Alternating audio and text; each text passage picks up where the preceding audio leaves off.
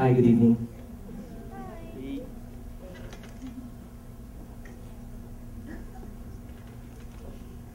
So you wake up in the morning, you brush your teeth, eat a quick breakfast, take a shower, change your clothes for work.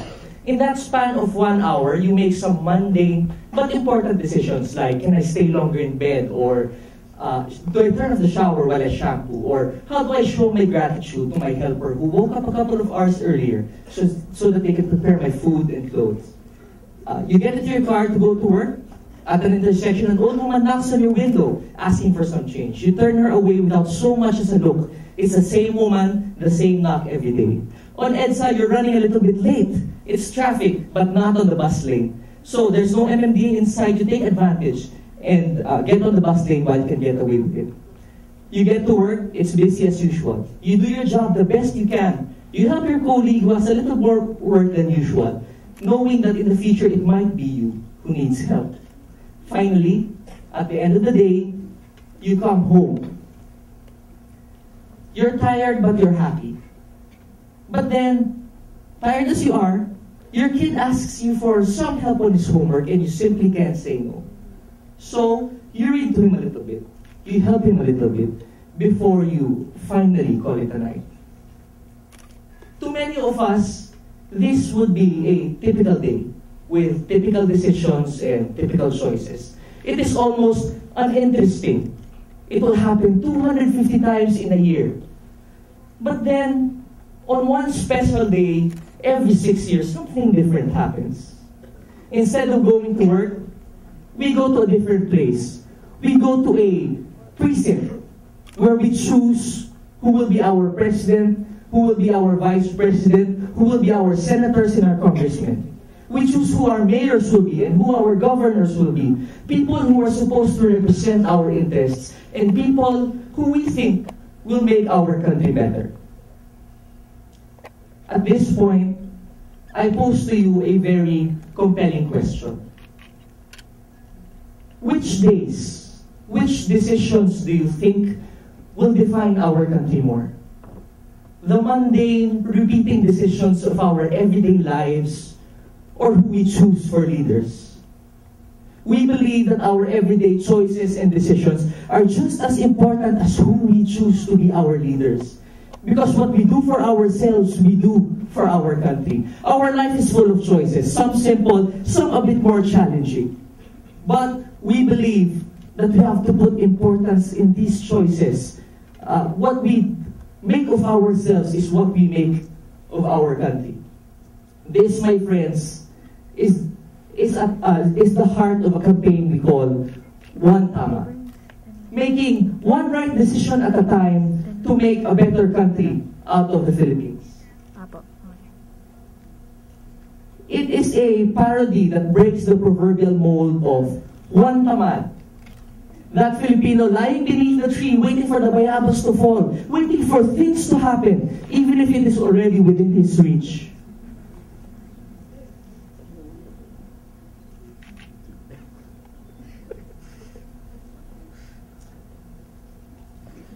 Sorry, the picture's taking longer than I thought. Perhaps the essence of the campaign can be captured by two simple questions. If I ask each of you today, do you want our country to change? I am sure each one of you will answer yes. But if I change the question a little bit and ask instead, do you want to change our country? I am sure there will be some hesitation.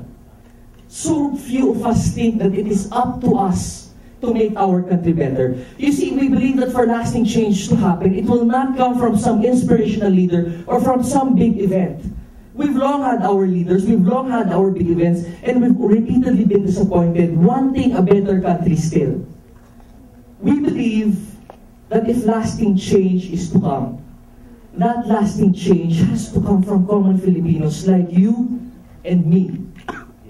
But what makes this campaign unique is that it does not prescribe a single solution. Instead, it doesn't skip that step of you facing the mirror every day and asking the question, what new good thing can I do today? Our main platform is our website, where users can log in to suggest good actions and other users can commit to living them out. At the top of the page, you will see some interesting statistics. 3,825 doing actions, 1,614 actions completed since the inception of the campaign in February. 10 months, 3,825 actions. Imagine if good actions were like light bulbs, that's like 3,825 light bulbs coming on at once. And while that's amazing to imagine, what's even more amazing is that we don't have to imagine it because it's already happening. And if there's anything to imagine, it's how to double, triple, quadruple, and keep on multiplying these right actions. So, my friends, we invite you to get to know the campaign. Visit the website, visit our Facebook page, send us an email, and share it with your friends. But perhaps more importantly, we invite you to join our fellow Filipinos who have already committed to doing one good at a time to transform our country. Let's join my friend Aiza, for example, who insists on keeping a fat wallet, not because she has a lot of money, but because she insists on keeping old receipts to use as scratch paper later on. Because as she says, there's always some paper to save no matter how little.